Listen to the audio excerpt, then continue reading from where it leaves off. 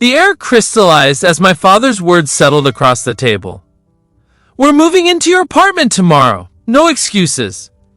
My sister Olivia's smile tightened into a smirk, while her boyfriend Taylor nodded with unearned confidence. Something sharp and metallic spread across my tongue as I watched them exchange glances, already dividing my space in their minds. My fingers tightened around the stem of my water glass until my knuckles blanched white. Under the table, my other hand pulled up the banking app on my phone. The confirmation of this morning's transaction still displayed. Transfer complete. $860,000. My name is Natalie. I'm 30 years old and built a healthcare tech startup from nothing but determination and sleepless nights. This is the story of how I finally stopped being my family's safety net and became their wake-up call instead. Growing up in Greenville meant learning my place early. Inside our Colonial 2 story, love flowed toward Olivia in steady currents while I learned to survive on droplets. She received praise for C- efforts. I earned silent nods for perfect scores. Her bedroom walls featured professional painting. Mine showcased peeling wallpaper I covered with achievement certificates that no one acknowledged. For her 16th birthday, a red convertible appeared in our driveway with a giant bow. That same year, I walked to campus in secondhand sneakers carrying textbooks purchased with babysitting money. "She needs confidence," my mother explained about the car. "You're already so self-sufficient," she told me, as though independence were a consolation prize rather than a survival tactic they'd forced upon me. When London University offered me a partial scholarship, hope flickered to life, only to be extinguished when my mother's hospital bills arrived. "Your sister's too young to handle responsibility," my father explained, eyes averted. "You're stronger. You'll figure something out." I surrendered my acceptance letter and took a cashier position under humming fluorescent lights. Instead of studying abroad, I stocked shelves and reconciled registers, watching my dreams dissolve into someone else's medical payments. That night, I stopped waiting for their approval. I opened a separate account at a different bank and began saving with religious discipline. I mapped escape routes while Olivia posted vacation photos from the trips my parents couldn't afford but somehow justified. I studied code until my vision blurred, finding order in systems that followed logical rules, unlike family. After graduation, instead of attending the lavish party they threw for Olivia's art degree, I submitted my first investment in a struggling healthcare startup. My SEAL workers became a chosen family. Daniel, who repaired laptops for gas money, Sharon, whose strategic mind cut through problems like a scalpel, and Patrick, whose legal expertise provided guardrails around our innovations. We built something real, from folding tables and discount office chairs, remote patient monitoring software that actually worked. Not flashy, not trending, but necessary. Hospitals signed contracts, investors noticed. My small stake grew into substantial equity. At 27, I purchased my apartment, one bedroom with eastern windows that filled the space with morning light. Nothing extravagant, but entirely mine. The deed bore only my name, a document that felt more significant than any diploma. When my family finally visited my office, their expression shifted from dismissal to calculation. "How much is your stake worth now?" my father asked, eyes scanning for valuations rather than accomplishments. "Family helps family," my mother reminded me, her tone suggesting obligation rather than connection. That night, Aunt Rachel called with the missing information. "There's $50,000 in credit card debt between Olivia's studio, your mom's treatments, and their trips." Her voice trailed off. Later, I overheard my father in the hallway. "Natalie's place is big enough. We'll move in, save rent. She can contribute more. It's only fair." Fair. The word landed like a slap. I opened spreadsheets documenting years of asymmetrical sacrifice. Babysitting money borrowed but never returned.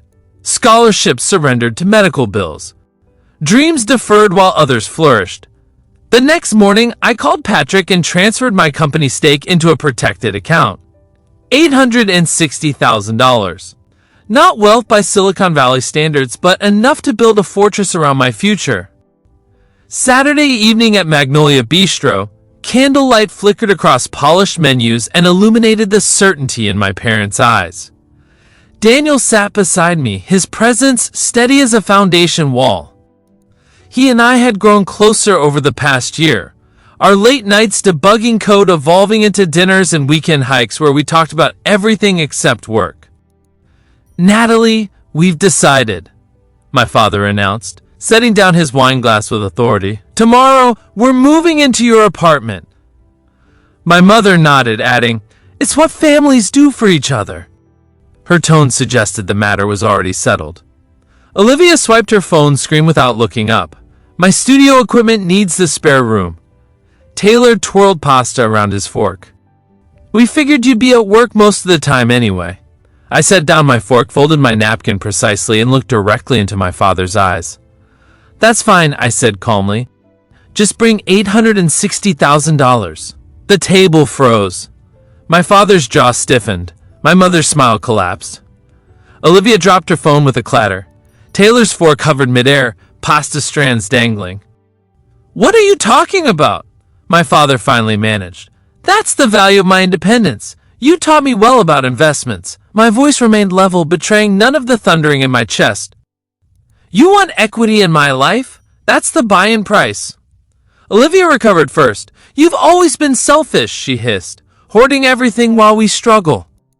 Struggle? I tilted my head. Like when I gave up London so Mom could have her surgery, or when I worked 2 jobs while you toured Europe on their credit card. My mother dabbed at tears that seemed to appear on command.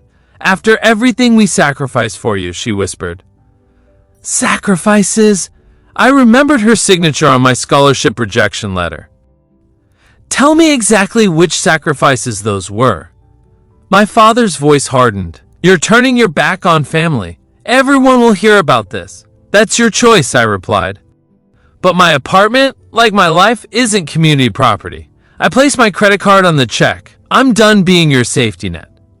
Daniel's hand found mine under the table. Aunt Rachel nodded slowly from her seat, pride softening her features. For once they weren't towering over me. I was looking them in the eye, and they were the ones who blinked first.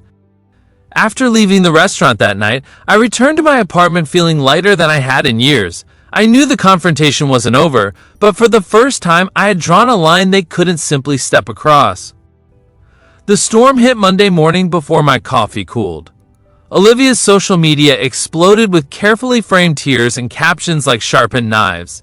"Abandoned by my own sister, tech money changes people." Comments accumulated like wet newspapers.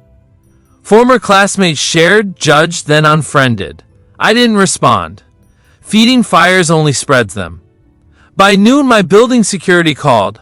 My parents were in the lobby of our tech campus demanding to see me. They had tracked down my workplace address from my company website, which listed all founders with our office location.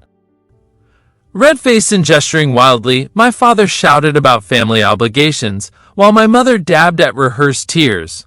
"Not here!" I said firmly, stepping from the elevator into the lobby where security was holding them. "This is my workplace. Leave now or I'll have security escort you out." They escalated. "I did not. You'll regret this," Natalie echoed down the corridor as security guided them toward the exit. My cheeks burned, but my spine remained straight. I called Patrick immediately. "Documents are airtight," he confirmed. "No basis for any claim." That night, I methodically blocked their numbers, changing my email filters to redirect their messages to a folder I wouldn't have to see. The silence didn't feel empty. It felt like oxygen rediscovered. Days passed. Our company shipped the mental wellness module on schedule. Hospitals called. Users stayed. The team expanded. Success no longer felt like armor. It felt like breath. 3 months later, Aunt Rachel called with updates. She and I had maintained our weekly calls, a tradition we both cherished even more now. My parents had sold the house where I'd grown up. A retirement apartment with linoleum floors replaced marble countertops. Olivia's studio had downsized to a corner of her bedroom in a shared apartment. "They still mention your name sometimes," Rachel said, "but even thunder eventually runs out of sound." On quiet evenings, Daniel and I walked our neighborhood, counting porch lights instead of old debts. What began as friendship during late-night debugging sessions had grown into something solid and true. We married in the park by the river, with Aunt Rachel crying softly while I remained dry-eyed. Relief feels different than grief. We established clear rules for our shared life. Honesty first, boundaries second, everything else negotiable. I invested carefully, not for approval, but for security. No secret lifelines, no emergency transfers to keep others' chaos manageable.